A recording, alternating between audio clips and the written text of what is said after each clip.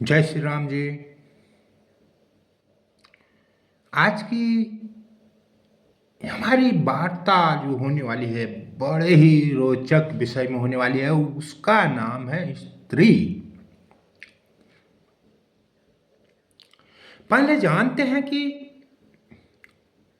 स्त्री को हम एक नहीं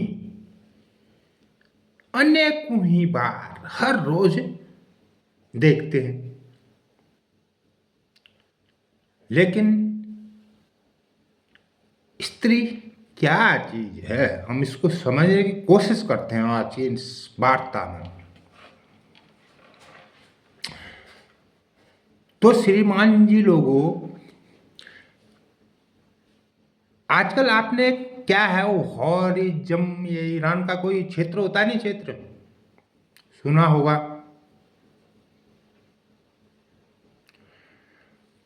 तो सुना होगा, तो वहां का एक ऐसा रोला है कि जैसे हमारी जब जो फोन सेटिंग है वो वल्ला पल्ला या ये नेट हट पे नेट वाले होते हैं ना हम लोग, तो वो उस जगह से गुजरती है। अब भाई जो चीज जहां से गुजरेगी तो उसका आधिपत्य उसके पास होगा, तो कुछ भी कर सकता है उस मामले में। तो अब आप कहेंगे भाई स्त्री से इस बात का क्या संबंध है। तभी तो कह रहा हूं मैं आपको, मना स्त्री का अर्थ समझने की कोशिश करते हैं। हमारे शास्त्रों में स्त्री को माया बता रखा है।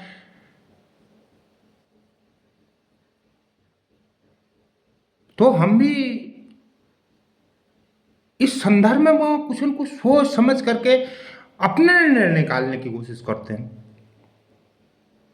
तो देखिए, जैसे वो उस जगह की बात है, तो उस जगह में भी स्त्री विराजमान है उन केवलों में।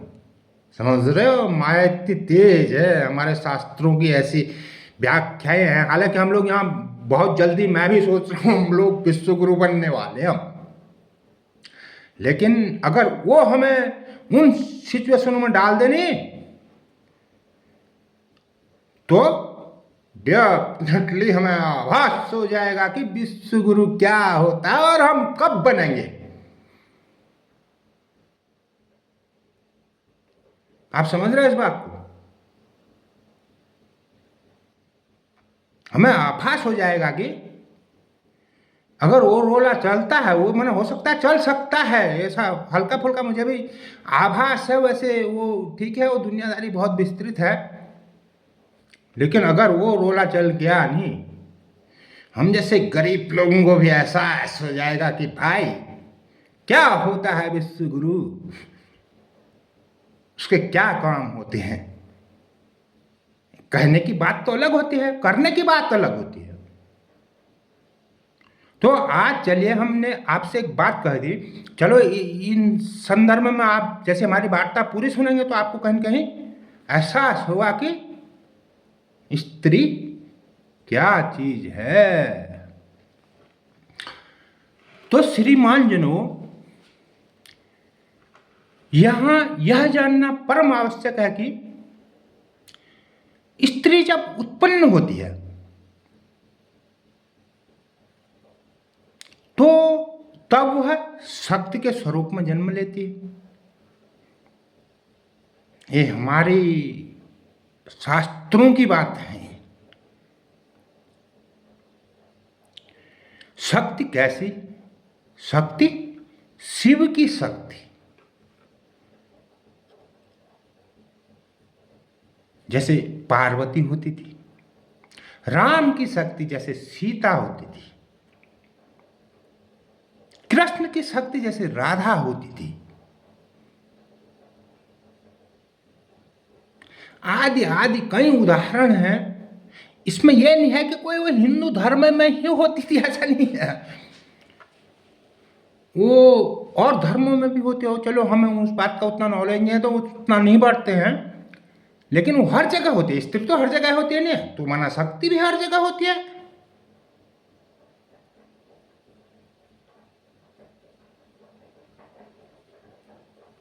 माताओं, बहनों, बच्चों, स्त्री जो है ना, इतनी बड़ी शक्ति का भंडार है कि जिसमें शक्ति नाम की सारी चीज समाई हुई है। मैंने आपको अभी वो ईरान वाली बात कही थी नहीं, वहां स्त्री है उस जगह में, वो अपना रोला दिखाएगी।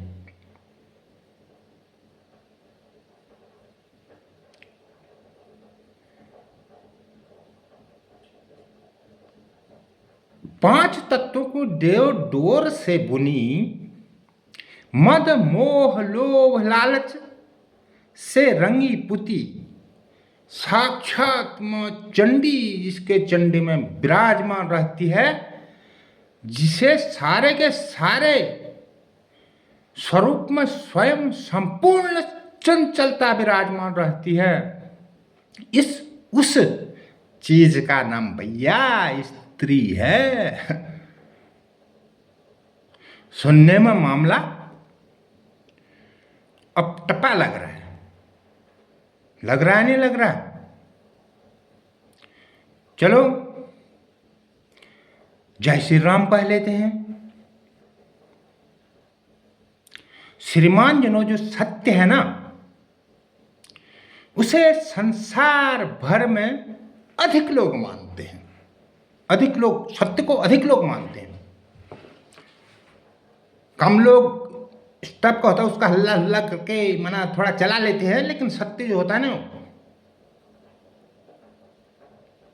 उसका एक स्थिर बिंदु होता है, अंततः वो अपने आप में टिकता है। स्त्री पर साक्षात बुद्धि की देवी मां सरस्वती हमेशा विराजमान रहती है। लक्ष्मी वो जब चाहे तब रूप धारण कर ले, ऐसे वैसे गुणों से संपन्न चीज का नाम स्त्री है। लेकिन बात खास क्या होने में है ना, तो श्रोताओं, स्त्री जो वो उस शरीर में निवास कर रही है, क्योंकि वह उसको खुद संचालित करती है। उसके स्टीयरिंग, क्लच, गियर, ब्रेक सब उसके हाथ में है। ऐसे वैसे ही वह उसको चला रही है, जैसे दिखाई दे रही है। वो मना स्त्रियां अलग अलग होती है, नहीं होती है। अब जो जिस रूप में जैसे चल रही है, जैसे आपको दिख रही है, देखिए उसकी शक्ति की बात हमने अभी की कि स्त्री क्या है, लेकिन जो हमको दिख रही है वो जो है भाई उसके चलाने में मिस्टेक है, या तो गियर कम डाल रही है,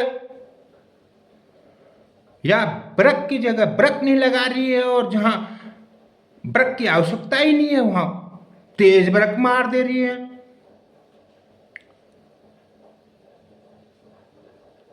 तो श्रोताओं, ये है स्त्री जो हर जगह विराजमान है। बाबूजी, आपको मैंने कहा था नहीं, वो कहीं ऐसी जगह भी विराजमान है जहां केवल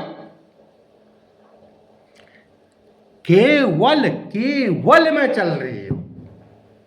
यू नॉट व्हाट मीन केवल? Do you have full knowledge all, so that ये है भैया स्त्री। अब बात करते हैं स्त्री के मूल उद्देश्य की। श्रोताओं, स्त्री जीवन जितना कठिन है उतना पुरुष का अपना जीवन नहीं है। स्त्री जीवन जहां गर्भ से विकसित होना आरंभ होता है,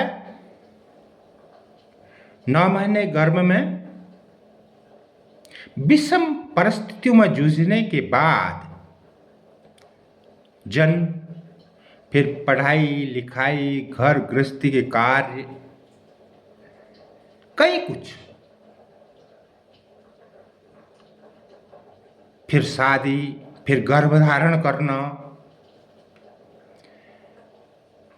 बच्चों की देखभाल, बुढ़ापा, बड़ी बड़ी कठिन परिस्थितियां।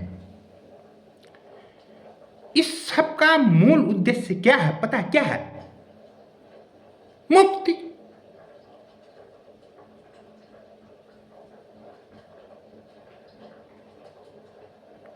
अनंत शक्ति में विलय हो जाना उद्देश्य है। लेकिन स्त्री कर क्या आ रही है भाई? क्या कर रही है?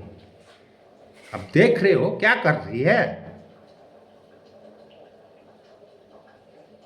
जन्म मृत्यु के कुचक्रों से आराम प्राप्त कर लेना, यह उद्देश्य है उस स्त्री का।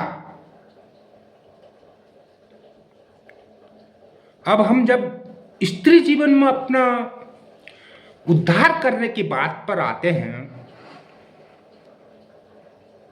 तो श्रोताओं, उसके लिए हमें खुद को उन दिशाओं की तरफ अग्रसरित करना होगा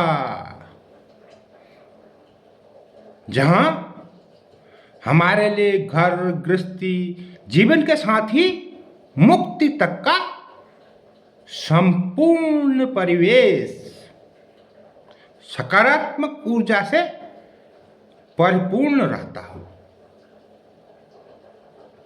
हम अपने लक्ष्य को साध सकते हैं।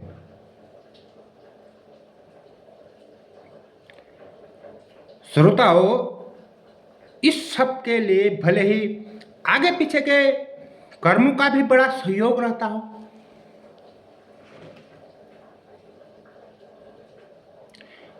उस कारण ही हमें उस प्रकार का परिवेश मिल पाता हो। उसके बावजूद भी हमें अपनी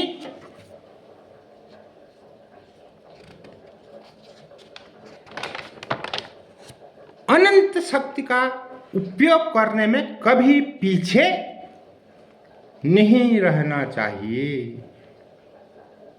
हाँ, हमें हमेशा अपने परम उद्धार का ख्याल रहना चाहिए। परम उद्धार ही परम लक्ष्य है। देखिए, हम कितनी जीवन में कितने कष्ट सह रहे हैं, किस लिए सह रहे हैं? हमारा उद्धार हो।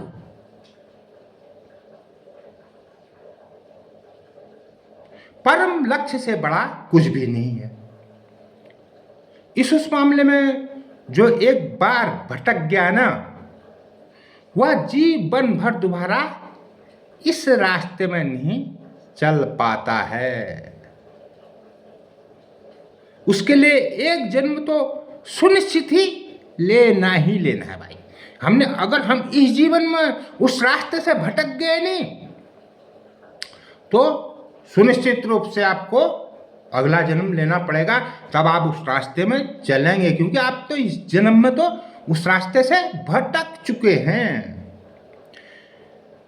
फिर उसमें मैं भी क्या हो क्या ना हो कुछ भी कहना सुनिश्चित नहीं है कि भाई आप इस जन्म में तो भटक चुके हैं और अगले जन्म में क्या हुआ ये कहना क्या सुनिश्चित है। जब यही कहना संभव नहीं है कि हम कौन सी योनि को प्राप्त हुए, तो बाकी की बात तो बाकी की है। अब हम आपको हॉरिज्म वाली कहानी में बात करते थे। जैसे उसमें क्या है, देखो भैया, ये है माया। माया हर जगह विद्यमान है, हर जगह। जैसे वो स्त्री के शरीर में है, ऐसे ही बिजली के तार में है, फोनों के सेटिंगों में है। क्या है? ये सब माया है, ये हमारे शास्त्रों में वर्णित है, यही सत्य है। इसको जानने की आवश्यकता है और इसको हम कभी न कभी जरूर जानेंगे, कभी न कभी हम जरूर जानेंगे। क्योंकि हम कौन हैं, क्या हैं, इस बात को हम ज़्यादा नहीं समझ पाते हैं, तो कभी न कभी समझने को हमें मिलेगा। तो वो सब कुछ क्या है? वो एक केवल स्त्री शब्द है। ये माया क्या है? केवल एक स्त्री शब्द है। इसी से इस संसार की संरचना होती है, इसी से हर प्राणी जीवन को धारण करता है। तो वो सुनिश्चित है। बाकी भैया जनों, माताओं, बहनों, बाकी समझ हमारी तब आएगी जब हम उसके एक बार दर्शन कर लेंगे। लेकिन हम लोगों के पास बहुत नज़दीक वस्तु स्थितियाँ, ये हॉरिज्म वाली कहानी अगर हमारे हत्थे चढ़ गई तो हम इस बात को बहुत पूर्णतया समझ जाएंगे। और हम कब विश्व गुरु बनेंगे, इस बात का भी हमें एहसास हो जाएगा। आज की वार्ता में हमारी इतनी ही बातें हैं। कल नई बातों के साथ फिर मिलेंगे। तब तक जय श्री राम जी।